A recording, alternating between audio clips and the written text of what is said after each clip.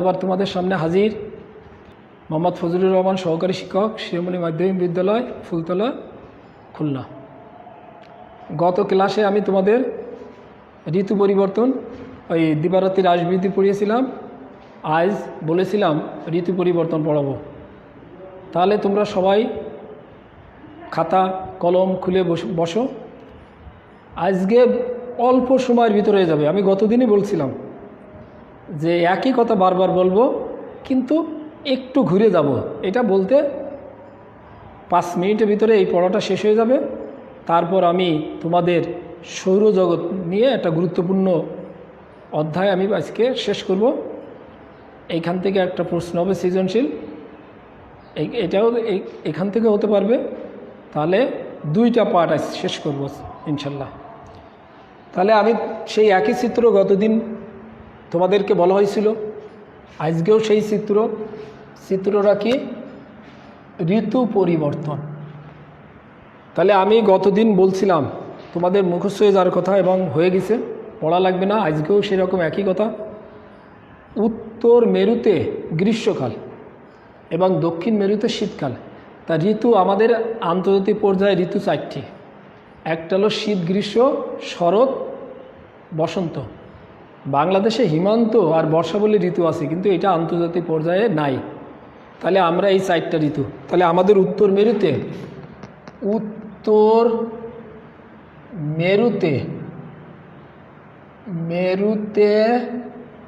গ্রীষ্মকাল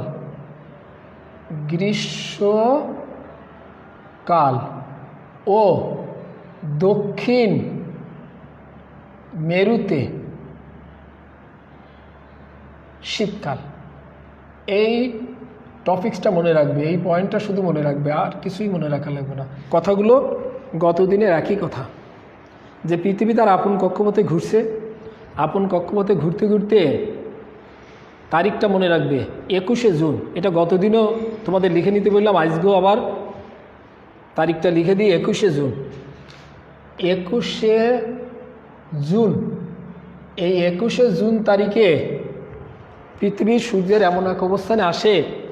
21শে জুন, এই যে 21শে জুন পৃথিবীর সূর্যের এমন এক অবস্থানে আসে যখন সুমেরু এবং কুমেরু, সুমেরু সূর্যের খুব কাছাকাছি অবস্থান করে এবং কুমেরু সূর্য থেকে অনেক দূরে অবস্থান করে। ফলে সুমেরুতে সূর্য আলো বেশি পড়ে এবং কুমেরুতে সূর্য আলো কম পড়ে। এই সুমেরুতে সূর্য আলো বেশি পড়ে বলে দিন বড়। তা আমরা এখানে দিনের কথা আর বলবো না। সুমেরুতে সূর্য আলো বেশি পড়ে বলে তাপ বেশি, এখানে তাপের দিকে যাব, তাপ বেশি। আর তাপ বেশি বলে এখানে গ্রীষ্মকাল। আর কুমেরুতে সূর্য আলো কম পড়ে বলে তাপ কম, আর তাপ কম বলে শীতকাল। শুধু এই একটা কথা। তাহলে 21শে জুন তারিখের 45 দিন পূর্ব থেকে 45 দিন পর, অর্থাৎ 3 মাস সুমেরুতে গ্রীষ্মকাল এবং কুমেরুতে বা দক্ষিণ মেরুতে শীতকাল বিরাজ করে। এইবার 2 নম্বর, আর বলবো না, গতদিন এটা অনেকবার বলেছি। এইবার তাহলে আমাদের গ্রীষ্ম পরে কি আসে? শরৎ আসে। তাহলে এইবার উত্তর মেরুতে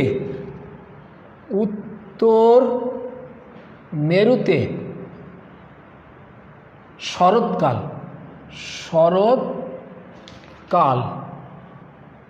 ও দক্ষিণ মেরুতে বসন্তকাল। এইটাই হলো আমার হেডলাইন। তাহলে উত্তর মেরুতে শরৎকালটা শীতল না, আবার গরমও নাই, খুব ভালো অবস্থা। তাহলে এইটার বর্ণনা একই কথা বলবো, যে পৃথিবী তার আপন কক্ষপথে ঘুরছে, ঘুরতে ঘুরতে তারিখটা মনে রাখবে 23শে সেপ্টেম্বর। তাহলে 23শে সেপ্টেম্বর, এই 23শে সেপ্টেম্বর, এই তারিখটা গতদিনও বলেছিলাম, সেপ্টেম্বর। এই তারিখে পৃথিবীর সূর্যের এমন এক অবস্থানে আসে যখন সুমেরু এবং কুমেরু সূর্য থেকে প্রায় সমান দূরে অবস্থান করে। ফলে উভয় মেরুতে সূর্য আলো প্রায় সমানভাবে পড়ে। উভয় মেরুতে সূর্য আলো সমানভাবে পড়ে বলে উভয় মেরুর তাপ প্রায় সমান। ফলে উভয় মেরু তাপ প্রায় সমান। ফলে সুমেরুতে বা উত্তর মেরুতে তখন শরৎকাল আর দক্ষিণ মেরু বা কুমেরুতে বসন্তকাল। এই 23শে সেপ্টেম্বর তারিখে, একদিনে না, 23শে সেপ্টেম্বর তারিখে 45 দিন পূর্ব থেকে 45 দিন পর, অর্থাৎ 3 মাস উত্তর মেরুতে শরৎকাল এবং দক্ষিণ মেরুতে বসন্তকাল বিরাজ করে। এইবার 3 নম্বর, সুমেরুতে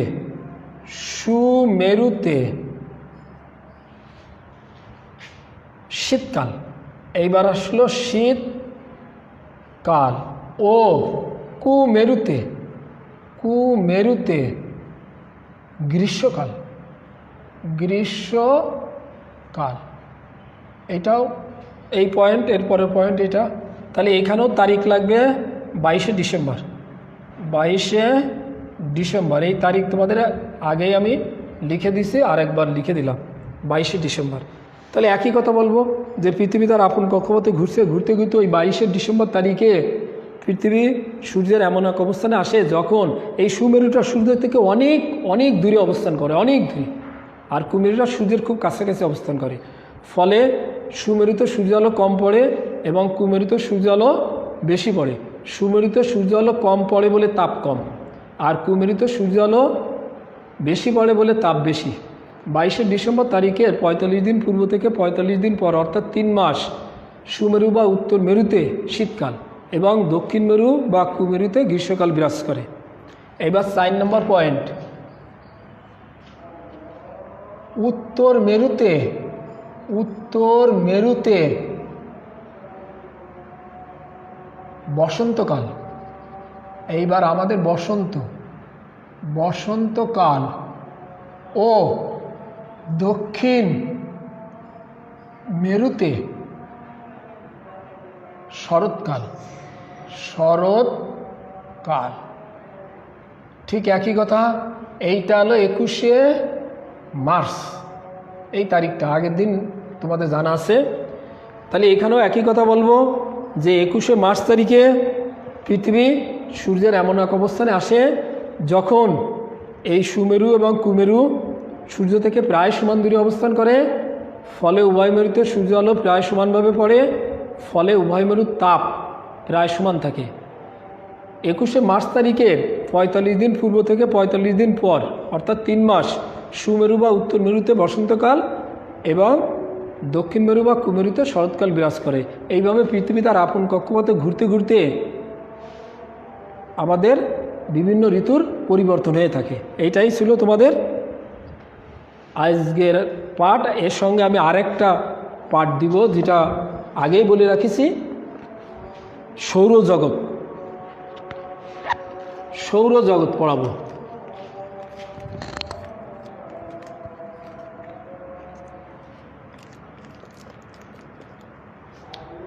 আমি সৌরজগতের ছবি আঁকালাম, একে বোর্ডে লাগাই দিলাম, পুরা সৌরজগৎ। এখন সৌরজগৎটা কি? এই বিশাল মহাকাশ আমরা দেখতে পাই। এই বিশাল মহাকাশে অসংখ্য গ্রহ, উপগ্রহ, নক্ষত্র, ধূমকেতু, জ্যোতিষ্ক, ছায়াপথ, উল্কাপিণ্ড নিয়ে গঠিত। এই বিশাল মহাকাশটাকে বলা হয় বিশ্বজগৎ বা বিশ্ব পরিবার। আর বিশ্ব পরিবারের ভিতরে কিছু গ্রহ, কিছু নক্ষত্র, কিছু উপগ্রহ নিয়ে আরেকটা জগৎ, বিরাট জগৎ গঠিত। সেই জগৎটাকে আমরা সৌরজগৎ বলি বা সৌর পরিবার। তো এই সৌরজগৎ বা সৌর পরিবারের ভিতরে সূর্য আলো তার প্রাণ, সূর্য আলো নক্ষত্র। তাহলে নক্ষত্র কি? যাদের নিজস্ব আলো আছে এবং সেই আলো অন্যকে দান করে, সেইগুলো হলো নক্ষত্র। আর গ্রহ কি? যাদের নিজস্ব আলো নেই, অন্যের আলো দিয়ে আলোকিত হয়, সেইগুলো হলো গ্রহ। তাহলে আমাকে বলা হবে, তোমরা জানবে, প্রথমে বিশ্বজগৎ বললাম। বিশ্বজগৎ হলো বিশাল মহাকাশকে বিশ্বজগৎ বলে, তার একটা অংশ হলো সৌরজগৎ। তাহলে সৌরজগৎ হলো বিশ্বজগতের তুলনায় অনেক অনেক অনেক ছোটো, আর পৃথিবী তো আরও ছোটো। কারণ সৌরজগতের ভিতরে 8টি গ্রহ আছে, তার ভিতরে পৃথিবীটা হলো মাঝারি ধরনের গ্রহ। তাহলে অনেক ছোট, সৌরজগতের তুলনায় অনেক ছোট। তাহলে আমি আরেকবার বলি সংজ্ঞাটা, যে 8টি গ্রহ অসংখ্য গ্রহাণুপুঞ্জ, লক্ষ লক্ষ ধূমকেতু, জ্যোতিষ্ক নিয়ে যে পরিবার গঠিত তাকে সৌরজগৎ বা সৌর পরিবার বলে। তা সৌর পরিবারে প্রাণ আলো কেন্দ্র সূর্য, সূর্যকে কেন্দ্র করে সূর্য গ্রহগুলো উপগ্রহগুলোকে নিয়ন্ত্রণ করে। গ্রহ উপগ্রহ নিজস্ব আলো নাই, সূর্য থেকে আলো পায়। সূর্যটাকে নক্ষত্র বলা হয়। তাহলে নক্ষত্র আর গ্রহর ভিতর কিন্তু পার্থক্য আছে, তোমরা জানতে পারলে যে নক্ষত্রের নিজস্ব আলো আছে আর গ্রহর নিজস্ব আলো নাই। নক্ষত্র আলোগুলো গ্রহদের দান করে আর গ্রহ সেই নক্ষত্র থেকে আলো পেয়ে থাকে। তাহলে আমাদের সৌর পরিবার বা সৌরজগতের একটা চিত্র আমি এখানে আঁকায় দিলাম। এইবার সৌরজগতের গ্রহগুলোর নাম পর্যায়ক্রমে তোমাদের জানতে হবে, এলোমেলো জানলেই হবে না, পর্যায়ক্রমে। আর এই 8টা নাম পর্যায়ক্রমে জানা খুব একটা কঠিন ব্যাপার না, সহজ। তাহলে আমি আগেই বলি, বুধ, শুক্র, পৃথিবী, মঙ্গল, বৃহস্পতি, শনি, ইউরেনাস, নেপচুন। এই নামগুলো তোমরা পর পর জানবে, নামগুলো পর পর আমি লিখে দিই, তোমরাও লিখে নাও, খাতায় সবাই লিখে নাও। আমি পর্যায়ক্রমে নামগুলো লিখে দিই। তাহলে প্রথমে 1 নম্বর দিলাম বুধ, 2 নম্বর দিলাম শুক্র, বুধ শুক্র, 3 নম্বরে বুধ শুক্র পৃথিবী, পৃথিবী, তারপর 4 নম্বরে মঙ্গল, বৃহস্পতি, 5 নম্বরে বৃহস্পতি, শনি, শনি, 7 নম্বর ইউরেনাস, ইউরেনাস, আর 8 নম্বর হলো নেপচুন, নেপচুন। এই 8টা গ্রহ। আগে 9টা গ্রহ ছিল, কিন্তু গ্রহের যে বৈশিষ্ট্য সেই বৈশিষ্ট্যগুলো পরবর্তীতে গবেষণা করে বিজ্ঞানীরা দেখছেন প্লুটোর ভিতরে সেই সমস্ত গ্রহ নাই। এই জন্য এখন প্লুটোকে গ্রহ থেকে বাদ দেওয়া হয়েছে। কিন্তু তোমাদের পুরনো বইয়ে বা অনেকে আগে জানে যে 9টি গ্রহ প্লুটো আছে। স্যার প্লুটো একটা লেখেননি, আমিও পড়েছি, আমি যখন পড়েছি তখন 9টা পড়েছি। প্লুটো গ্রহ ছিল, কিন্তু অনেক গবেষণা, অনেক অনুসন্ধান করে দেখা গেল গ্রহর বৈশিষ্ট্য প্লুটোর ভিতর নেই। এই জন্য একে গ্রহ থেকে বাদ দেওয়া হয়েছে। এখন 8টি গ্রহ। তাহলে এই নামগুলো আমরা পর্যায়ক্রমে জানব। বুধ, শুক্র, পৃথিবী, মঙ্গল, বৃহস্পতি, শনি, ইউরেনাস, নেপচুন। এই 8টা নাম পরপর জানব। তাহলে 8টা নাম মনে রাখা খুব একটা কঠিন না পরপর, যে বুধ, শুক্র, পৃথিবী, মঙ্গল, বৃহস্পতি, শনি, ইউরেনাস, নেপচুন এই পর্যন্ত। তাহলে এইবার আমরা গ্রহগুলো সব বর্ণনা জানবো, কিন্তু সবগুলো গ্রহের বর্ণনা পরীক্ষায় আসে না, তারপরেও আমাদের জানতে হবে, নৈর্ব্যক্তিক থাকে। তা আজকে আমি 3টা গ্রহের বর্ণনা দিব, বুধ, পৃথিবী আর বৃহস্পতি, এই 3টা দিব। কারণ পরীক্ষায় বুধ, পৃথিবী আর বৃহস্পতির গণনা বেশি আসে, এই জন্য এইটা দিব, আর অন্য দিন বাকিগুলো দিয়ে দেব। তাহলে আমরা বুধ, এই বর্ণনা মানে ওর একটা বৈশিষ্ট্য। তাহলে তুমি কি জানবে, কিছু কিছু পয়েন্ট মনে রাখবে। যে প্রথমে 1 নম্বরে বুধের যখন বর্ণনা দিবে তখন এর আকার, 1 নম্বরে জানবে কি এর আকার। এইটা মনে রাখতে পারলে এর সম্পর্কে 1 লাইন লিখতে পারবে। তুমি প্যারা আকারেও লিখতে পারবে, আবার পয়েন্ট আকারেও লিখতে পারবে। একটা প্যারার ভিতরে, বইতে একটা প্যারা লেখা আছে, তুমি পয়েন্ট আকারেও লিখতে পারো। আর এইগুলো যদি মাথায় থাকে পরপর তুমি প্যারা দিয়ে 1 প্যারায় লিখে শেষ করতে পারবে, কোনো সমস্যা নেই। তাহলে মনে রাখতে হবে আকার। আকারটা হলে আমি 1 লাইন লিখতে পারবো যে বুধ হলো সৌরজগতের সবচেয়ে ছোট গ্রহ। আকারের দিক থেকে এটা সবচেয়ে ছোট বা ক্ষুদ্রতম গ্রহ। আমি ছোটও বলতে পারি, ক্ষুদ্রতম গ্রহ বলতে পারি। তাহলে এইটা হলো সবচেয়ে ছোট বা ক্ষুদ্রতম গ্রহ। এই আকারটা আমি যদি মনে রাখতে পারি, আকার শব্দটা, তাহলে আমি 1 লাইন লিখতে পারবো, যে বলবো যে বুধ সৌরজগতের আকারের দিক থেকে সবচেয়ে ছোট গ্রহ বা ক্ষুদ্রতম গ্রহ। এইবার সূর্যের অবস্থানের দিক থেকে এটা সূর্যের খুব কাছে, তাহলে নিকটতম। এইটা হলো নিকটতম, কথাটা মনে রাখবে, নিকটতম। এই কথাটা খালি মনে রাখবে। এই নিকটতম কথাটা মনে রাখতে পারলে তুমি 1 লাইন লিখতে পারবে যে বুধ হলো সৌরজগতের সূর্যের নিকটতম গ্রহ। এই যে সূর্যের সবচেয়ে কাছের গ্রহ, সূর্যের সবচেয়ে কাছের গ্রহ, এই জন্য এর নাম হলো নিকটতম গ্রহ, সৌরজগতের নিকটতম, সূর্যের নিকটতম, সূর্যের নিকটতম গ্রহ। তাহলে 2টা কথা মনে রাখলে 2 লাইন লিখতে পারবে। এরপরে সূর্য থেকে গড় দূরত্ব, তাহলে আমরা 3 নম্বরে গড় দূরত্ব, তাহলে তুমি এইবার গড় দূরত্ব মনে রাখবে যে গড় দূরত্ব এটা সূর্য থেকে এর গড় দূরত্ব হলো 5.8 কোটি কিলোমিটার। আর একটা লাইন হয়ে গেল, প্রত্যেকটা শব্দে এক একটা লাইন হবে, প্রত্যেকটা শব্দে এক একটা লাইন। তাহলে তুমি এই কথাগুলো যদি শুধু মনে রাখতে পারো তাহলে প্রত্যেকটা শব্দে তুমি এক একটা লাইন লিখতে পারবে যে এটা সূর্য থেকে 5.8 কোটি কিলোমিটার দূরে অবস্থিত। এই সংখ্যাটা তোমার মনে রাখতে হবে যে সূর্য থেকে 5.8 কোটি কিলোমিটার দূরে অবস্থিত। এইবার পরিভ্রমণ, সে তো তার আপন কক্ষপথে সূর্যকে কেন্দ্র করে ঘুরছে, তাহলে এখানে লেখো পরিভ্রমণ।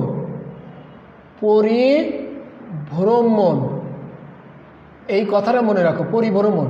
তাহলে পরিভ্রমণ অর্থ ঘুরছে, তাহলে এটা তো নক্ষত্রকে কেন্দ্র করে ঘুরছে, মানে সূর্যকে কেন্দ্র করে।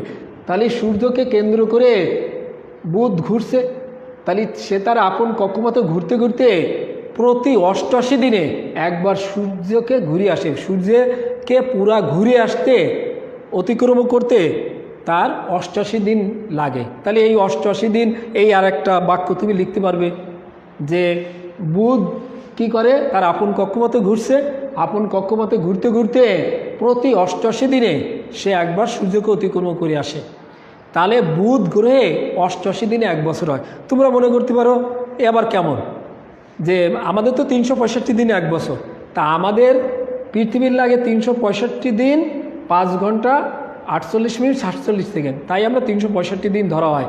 আর ওদের লাগে মাত্র 88 দিন, কারণ এই গ্রহটা তো ছোট, এর ঘুরতে কক্ষপথটা তো ছোট, এর অনেক কম সময় লাগে।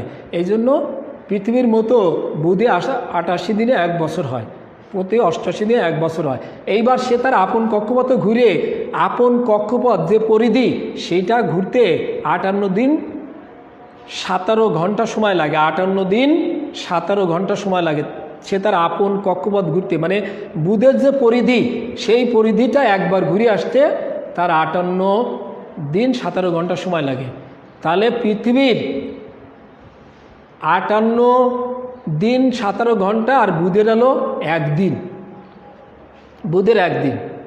এইবার আমরা লিখতে পারি এর ব্যাস, প্রত্যেকটা কথা মনে রাখবে শুধু ব্যাস। তাহলে বুধের ব্যাস কি, 4850 কিলোমিটার। তাহলে আমি যদি এই ব্যাস কথাটা মনে রাখতে পারি তাহলে আমার একটা বাক্য হয়ে যাবে যে বুধের ব্যাস হলো 4850 কিলোমিটার। তাহলে এইখানে আমি 4850 কিলোমিটার, বুধের ব্যাস 4850 কিলোমিটার, একটা বাক্য লিখে দিলাম।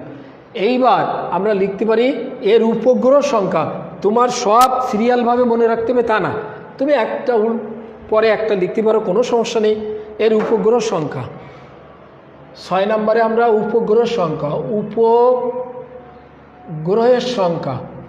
উপগ্রহের সংখ্যা। তাহলে উপগ্রহের সংখ্যা কত? বুধ গ্রহের কোনো উপগ্রহ নেই, এর কোনো উপগ্রহ নেই। তাহলে এই কথাটা উপগ্রহের সংখ্যা দিয়ে আমরা বলতে পারবো এর কোনো উপগ্রহ নেই, বুধের কোনো উপগ্রহ নেই। এইবার তাপমাত্রা, এইবার 7 নম্বরে আসবো আমরা তাপমাত্রা। এই কথাটা মনে রাখবা যে বুধের তাপমাত্রা কেমন। বুধের তাপমাত্রা হলো অনেক বেশি, কারণ সূর্যের তাপ অনেক বেশি, তাহলে বুধ তার কাছে, তার তাপমাত্রা অনেক বেশি। তাহলে আমরা বলবো যে বুধ গ্রহের তাপমাত্রা অনেক বেশি। এইখানে তাপ এত বেশি বলে সবচেয়ে কঠিন সীসা দস্তা যে ধাতুগুলো আছে, এগুলো যদি বুধ গ্রহের কাছাকাছি কেউ পাঠায় তাহলে এটা গলে বাষ্প হয়ে যাবে। এটা কিন্তু তরল হওয়ার কোনো সুযোগ নাই, তার আগেই বাষ্প হয়ে যাবে। তাহলে আমরা বুধ গ্রহে তাপমাত্রা অনেক বেশি, এত বেশি এইখানে সবচেয়ে কঠিন পদার্থগুলোও যদি নিয়ে যাওয়া হয়, যেমন সীসা দস্তা, এইগুলো খুব সহজেই দ্রুত বাষ্প হয়ে যায়। এই জন্য এই বুধ গ্রহে কোনো প্রাণী বসবাস করতে পারে না, কোনো উদ্ভিদ প্রাণী এরা বসবাস করতে পারে না, কারণ এত তাপমাত্রাতে বসবাস করতে পারবে না। কঠিন জিনিসগুলো বাষ্প হয়ে যাচ্ছে, তা আমাদের মানুষ, বিভিন্ন প্রাণী, গাছপালা, এগুলো বাঁচবে কী করে? এগুলো বাঁচতে পারবে না। এই জন্যই বুধের এই তাপমাত্রা মনে রাখলে আর তুমি 2-3 লাইন লিখতে পারবে। এইবার বুধ গ্রহে কোনো পানি নেই, কোনো মেঘ নেই, কোনো বায়ু নেই। এইখানে বিজ্ঞানীরা, মার্কিন যুক্তরাষ্ট্রের বিজ্ঞানী নভোযান পাঠাইছিলেন, মহাকাশযান ম্যারিনার 10, সেইটা বুধ গ্রহের বিভিন্ন ছবি পাঠাইছেন, সেই ছবিতে দেখা গেছে সেখানে অনেক গর্ত আছে, সমতল ভূমি আছে, এবড়ো থেবড়ো জিনিস আছে এইগুলো। তাহলে তোমার বুধ গ্রহের বর্ণনা সব হয়ে গেল। সবাই বুঝতে পারছো? তাহলে তোমাদের এটাও মনে রাখা লাগবে খুব সহজে, আকার, নিকটতম, গড় দূরত্ব, পরিভ্রমণ কাল, ব্যাস, উপগ্রহের সংখ্যা, তাপমাত্রা। এই কয়টা জিনিস যদি তুমি মনে রাখতে পারো তাহলে এটা তুমি নিজে নিজে লিখতে পারবে, আরও সুন্দর করে লিখতে পারবে। বইতে আরও সুন্দর আছে, কিন্তু আমরা পড়ার সময় তো লাইন বাই লাইন বলতে পারি না। আমাদের এই পয়েন্টগুলো মনে থাকে, এই পয়েন্টগুলোর উপরে আমরা আলোচনা করি, বর্ণনা বলি, পয়েন্টগুলো মনে রাখি। তোমরাও পয়েন্টগুলো মনে রাখবে, এই পয়েন্টগুলো সব মনে রাখবে। আরও বেশি পয়েন্ট আছে কিন্তু বইয়ে। তা আমাদের সে তোমাদের মেধা অনেক ভালো, তোমরা সব পয়েন্ট মনে রাখতে পারবে। তা যেহেতু এই পয়েন্টগুলো মনে রাখলেই চলবে, এইগুলোই আমি দিলাম। এইবার পড়ব পৃথিবী সূর্যের নিকটতম, তৃতীয় নিকটতম গ্রহ বা আদর্শ গ্রহ। এর আরেকটা অন্য নাম আছে আদর্শ গ্রহ। আদর্শ, তাহলে আদর্শ গ্রহ কাকে বলা হয়? যেখানে উদ্ভিদ এবং প্রাণী বসবাস করতে পারে, উদ্ভিদ এবং প্রাণী বসবাসের জন্য সুন্দর পরিবেশ আছে, জীবনযাপন সুন্দরভাবে করতে পারে, সেই গ্রহটাকে আদর্শ গ্রহ বলা হয়। তা পৃথিবী একমাত্র আদর্শ গ্রহ। সৌরজগতে যতগুলো গ্রহ আছে এর ভিতরে পৃথিবীটাকে আদর্শ গ্রহ বলা হয়। সেজন্য আমরা পৃথিবীর বর্ণনা পড়ব। তাহলে বুধের বর্ণনা শেষ হয়ে গেল। এটা ছিল বুধ, এইটা আমরা বুধের বর্ণনা দিলাম। এইবার আমরা দেব পৃথিবী। পৃথিবী, তাহলে পৃথিবীর বর্ণনা দিব। পৃথিবীর বর্ণনা দিলাম। পৃথিবীর বর্ণনা আমরা কীভাবে দিব? একই পয়েন্ট, আকার মনে রাখবো যে পৃথিবী হলো সৌরজগতের মাঝারি আকারের, মাঝারি আকারে গ্রহ। তোমরা প্রশ্ন করতে পারো, স্যার কেন মাঝারি ধরনের গ্রহ? তাহলে নিশ্চয়ই এর থেকে কেউ বড় আছে, এর থেকে কেউ ছোট আছে। তা পৃথিবীর থেকে বুধ, শুক্র, মঙ্গল এই তিনটা ছোট। বুধ, শুক্র, মঙ্গল এই তিনটা পৃথিবী থেকে ছোট। আবার বৃহস্পতি, শনি, ইউরেনাস, নেপচুন এই সাইডটা পৃথিবী থেকে বড়। এই জন্য এটাকে মাঝারি ধরনের গ্রহ বলা হয়। তাহলে আকারের দিক থেকে এই আকার লিখে আমরা পৃথিবীটাকে একটা মাঝারি ধরনের গ্রহ বলতে পারি, এই আকার। তাহলে আমি এটা আর লিখবো না, এটা দিয়েই তোমাদের বুঝাবো যে আকারের দিক থেকে পৃথিবীটা একটা মাঝারি ধরনের গ্রহ। আর সেই মাঝারির আমি ব্যাখ্যা দিছি কি জন্য এটা মাঝারি ধরনের গ্রহ, তার একটা ব্যাখ্যা দিছি। ব্যাখ্যাটা কি? যে পৃথিবী থেকে বুধ, শুক্র, মঙ্গল এই তিনজন ছোট, আর পৃথিবী থেকে বৃহস্পতি, শনি, ইউরেনাস, নেপচুন এই চারজন বড়। এই জন্য এটাকে মাঝারি ধরনের গ্রহ বলা হয়। এইবার এইটার এই যে নিকটতম, তাহলে সূর্য থেকে অবস্থান কোথায়? তাহলে আমরা বলবো যে পৃথিবী সূর্য থেকে তৃতীয় নিকটতম, তৃতীয় নিকটতম গ্রহ, তৃতীয় নিকটতম গ্রহ। তাহলে এর মাঝে আরেকজন আছে, সেটা হলো শুক্র। বুধ, শুক্র, তারপর পৃথিবী, এই জন্য এটা তৃতীয় নিকটতম গ্রহ। তারপরে গড় দূরত্ব, সূর্য থেকে এর গড় দূরত্ব হলো 15 কোটি কিলোমিটার। 15 কোটি কিলোমিটার, এই সংখ্যাটা মনে রাখবে, 15 কোটি কিলোমিটার এটা দূরত্ব, গড় দূরত্ব। এইবার পরিভ্রমণ কাল বুধের মতো একই রকম, যে পৃথিবী তার আপন কক্ষপথে ঘুরছে, ঘুরতে ঘুরতে প্রতি 23 ঘন্টা 56 মিনিট 4 সেকেন্ড লাগে। তাহলে 23 ঘন্টা 56 মিনিট 4 সেকেন্ডে সে তার নিজের কক্ষপথ একবার ঘুরে আসে। নিজের কক্ষপথ, নিজের যে পরিধি, সেই পরিধিকে। তাই এইটাকে আমরা 24 বছর ধরে নিই, এই 24 ঘন্টা। আর প্রতি 24 ঘন্টায় একটা দিন এবং একটা রাত সংগঠিত হয় পৃথিবীতে। তাহলে আমাদের প্রতি 24 ঘন্টায় আমরা একটা দিন এবং একটা রাত পাই। তাহলে আসলে কিন্তু পুরো 24 ঘন্টা না, প্রায় 24 ঘন্টা, 23 ঘন্টা 56 মিনিট 4 সেকেন্ড, এটা হলো অ্যাকুরেট। কিন্তু এটাকে আমরা অনুমান একটা সংখ্যায় লিখি, প্রায় 24 ঘন্টা। তাহলে 24 ঘন্টায় পৃথিবী তার নিজের পরিধিকে একবার ঘুরে আসে। এই জন্য প্রতি 24 ঘন্টায় আমরা একটা দিন এবং একটা রাত পেয়ে থাকি। আর এইভাবে ঘুরতে ঘুরতে সূর্যকে ঘুরে আসতে 365 দিন 5 ঘন্টা 48 মিনিট 47 সেকেন্ড সময় লাগে। তাহলে 365 দিন 5 ঘন্টা 48 মিনিট 47 সেকেন্ড সময় লাগে। এইটাকে আমরা 365 দিন পূর্ণ সংখ্যায় ধরি। আর 365 দিনে এই জন্যই পৃথিবীতে 1 বছর। আর বাকি যে 5 ঘন্টা 48 মিনিট 47 সেকেন্ড থাকলো, এটা প্রায় 6 ঘন্টা। সেই জন্য আমরা প্রতি 4 বছর অন্তর অন্তর একদিন হয়ে যায় 424 ঘন্টা। তাহলে সেই জন্য প্রতি 4 বছর অন্তর অন্তর কিন্তু একদিন বেড়ে যায়, লিপ ইয়ার হয়, তখন বছর হয় 366 দিনে। তাহলে আমরা এই পরিভ্রমণে কি বলবো, যে 365 দিনে সে তার নিজের কক্ষপথে ঘুরতে ঘুরতে সূর্যকে একবার ঘুরে আসে, এই জন্য 365 দিনে 1 বছর এখানে। এরপরে ব্যাস, পৃথিবীর ব্যাস হলো 12,667 কিলোমিটার, 12,667। আসলে এটা হলো গড় ব্যাস। পৃথিবী তো পুরা গোলাকার না, এটা উত্তর দক্ষিণে কিছুটা চ্যাপ্টা, পূর্ব পশ্চিমে কিছুটা স্ফীত, তা পূর্ব পশ্চিমে একটু বড়, উত্তর দক্ষিণে একটু কম, এইটাকে গড় করে 12,667 কিলোমিটার বলা হয় যে পৃথিবীর ব্যাস। আসলে দুইভাবে ব্যাস হবে পৃথিবীর ব্যাস, একটা উত্তর দক্ষিণে ব্যাস আর একটা পূর্ব পশ্চিমে ব্যাস। তো এই দুটো মনে রাখা তোমাদের জন্য কঠিন, যে উত্তর দক্ষিণে একটা ব্যাস, একটা সংখ্যা মনে রাখতে হবে, আবার পূর্ব পশ্চিমে আরেকটা সংখ্যা মনে রাখতে হবে। তাই এই জন্য তোমাদের সুবিধার জন্য কি করা হয়েছে, এই দুটোকে গড় করা হয়েছে, গড় করে 12,667 কিলোমিটার তোমাদের সুবিধার জন্য এইটা করা হয়েছে বইতে। আমরাও এটা এখন বলি যে পৃথিবীর ব্যাস হলো 12,667 কিলোমিটার। এবার উপগ্রহের সংখ্যা, পৃথিবীর একটা মাত্র উপগ্রহ আছে, তার নাম হলো চাঁদ, আমরা রাতের আকাশে দেখতে পাই চাঁদ। এইবার উপগ্রহের আরেকটা বাংলা জানতে, উপগ্রহের আরেকটা বাংলা হলো চাঁদ। তাহলে পৃথিবীর একটা চাঁদ আছে, সেই চাঁদের নামও চাঁদ। পৃথিবীর একটা চাঁদ আছে, সেই চাঁদের নাম হলো চাঁদ। তার মানে ওই চাঁদ না, প্রথম চাঁদ হলো উপগ্রহ, আর পরে চাঁদ হলো আমাদের যে পৃথিবীর উপগ্রহ আছে সেইটার নাম।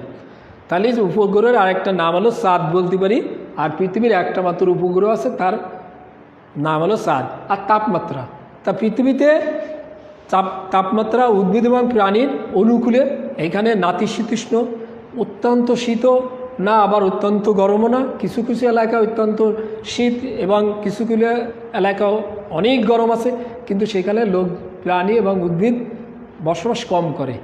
আর নাতিশীতোষ্ণ অঞ্চল বা মানুষ বসবাসের জন্য প্রচুর পরিমাণে এখানে oxygen, nitrogen, carbon, helium, krypton, neon, argon, ধূলিকণা, এইগুলো প্রচুর পরিমাণে আছে। আর এইগুলো উদ্ভিদ এবং প্রাণী বসবাসের জন্য উপযোগী। আর পৃথিবীটাকে আদর্শ গ্রহ বলা হয়, কারণ এইখানে উদ্ভিদ এবং প্রাণী সহজে বসবাস করতে পারে, বসবাসের পরিবেশ এখানে বিরাজমান, সেই জন্য এটাকে আদর্শ গ্রহ বলা হয়। তা সবাই বুঝতে পারছো? এইবার আমার আর একটা গ্রহের বর্ণনা দিব, সেইটা দিব হলো বৃহস্পতি। বৃহস্পতি, তাহলে বৃহস্পতি হলো সৌরজগতের সবচেয়ে বৃহত্তম গ্রহ বা গ্রহরাজ, এটাকে গ্রহরাজ বলা হয়, গ্রহরাজ বলা হয়, গ্রহদের রাজা। সবগুলো গ্রহ যদি এক করি তাহলে বৃহস্পতিবারের অর্ধেকের চেয়ে ছোটো হয়ে যায়। আর 1300 পৃথিবী বা 1300 পৃথিবী যদি পরপর আমরা সাজায় রাখি তাহলে বৃহস্পতির অর্ধেক হয়। তাহলে বৃহস্পতি কত বড়, তাহলে বৃহস্পতিরও আমরা বলবো আকার, এই আকার মনে রাখবো, আকারের দিক থেকে বৃহত্তম বা সবচেয়ে বড় গ্রহ। আর এর গড় দূরত্ব, এটা সূর্য থেকে 77.8 কোটি কিলোমিটার দূরে অবস্থিত। পরিভ্রমণকাল, এটা তার আপন কক্ষপথে ঘুরছে, আপন কক্ষপথে ঘুরতে ঘুরতে সূর্যকে অতিক্রমণ করতে সময় লাগে বৃহস্পতির 12 বছর। এই জন্যই বৃহস্পতিতে 12 বছরে 1 বছর হয়। আমাদের যেমন 365 দিনে 1 বছর হয় পৃথিবীতে, বুধে যেমন 88 দিনে 1 বছর হয়, সেরকম বৃহস্পতিতে 12 বছরে 1 বছর হয়। আর ব্যাস এটা অনেক বড়, তাহলে এর ব্যাসও বেশি হবে। এটা 1,42,800 কিলোমিটারের ব্যাস, 1,42,800 কিলোমিটারের ব্যাস। উপগ্রহ সংখ্যা এই বৃহস্পতি এই পর্যন্ত অনুসন্ধান করে, বিজ্ঞানীরা অনুসন্ধান করছে, এই পর্যন্ত যা পেয়েছেন সেইগুলো বলতে পারি, ভবিষ্যতে আরও হতে পারে, ভবিষ্যতে যে হবে না তা না, কিন্তু এই পর্যন্ত এর 16টি উপগ্রহ সন্ধান বিজ্ঞানীরা পেয়েছেন। সেই 16টির ভিতরে কয়েকটি প্রধান হলো লৌকার লো, ইউরোপা, গ্যানিমেড, ক্যালিস্টো, এইগুলো হলো প্রধান, আরও অন্যান্য আছে। তাহলে এই প্রধানগুলোর নাম জানলেই হবে, লো, ইউরোপা, গ্যানিমেড, ক্যালিস্টো, এইগুলো প্রধান। আর এর তাপমাত্রা, বৃহস্পতির তাপমাত্রা অনেক বেশি, এর উপরিভাগের তাপমাত্রা কিন্তু খুব কম, কিন্তু অভ্যন্তরের তাপমাত্রা এত বেশি, অনেক অনেক বেশি। কিন্তু এর উপরিভাগ আর অভ্যন্তর মিলে সর্বনিম্ন হলো 125 ডিগ্রি সেলসিয়াস। তাই 125 ডিগ্রি সেলসিয়াসে কোনো উদ্ভিদ এবং প্রাণী বসবাস করতে পারে না। এই জন্যই বৃহস্পতিতেও তাপমাত্রা বেশি, এই জন্য এইখানেও কোনো উদ্ভিদ এবং প্রাণী বসবাস করতে পারে না। তাহলে থ্যাংক ইউ, সবাইকে ধন্যবাদ। আজকে আমি দুইটা পার্ট, একটা হলো সৌরজগৎ আর একটা হলো ঋতু পরিবর্তন, দুইটা পার্ট পড়ালাম। কারণ করোনার সময় তোমরা আগের দিনও আমি বলেছি যে অলসভাবে তোমরা অনেকেই বসে আছো, এই জন্য চেষ্টা করবো বেশি বেশি তোমাদের দেওয়ার জন্য এবং এইগুলো বারবার আয়ত্ত করবে। তাহলে আল্লাহ হাফেজ। তোমরা সবাই আশা করি এগুলো ভালোভাবে বুঝতে পারছো। শুধুমাত্র পয়েন্টগুলো মনে রাখবে, আমি যেভাবে পড়াইছি এই পয়েন্টগুলো, আর ছবি আঁকানোর অভ্যাস করবে, ছবি আঁকায়ে তুমি এগুলো প্র্যাকটিস করবে। তাহলে সবাই বাড়িতে বসে বসে এগুলো প্র্যাকটিস করবে। আল্লাহ হাফেজ, সবাইকে ধন্যবাদ।